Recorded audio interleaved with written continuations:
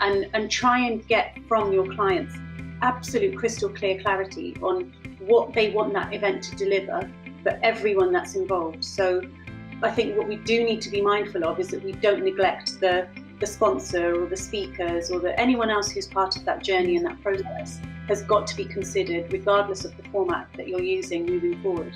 So it's really exciting. And another point on hybrid very quickly is that hybrid can happen at the same time. So you've got virtual and physical happening at the same time, but it can also be this kind of model where you have a virtual before or after and the physical as well. So there are lots of complexities. So if you have a client who's saying they want a hybrid event, make sure that they want both the virtual and the live elements at the same time, or if they don't, then get clarity again on where the virtual piece fits into the physical piece.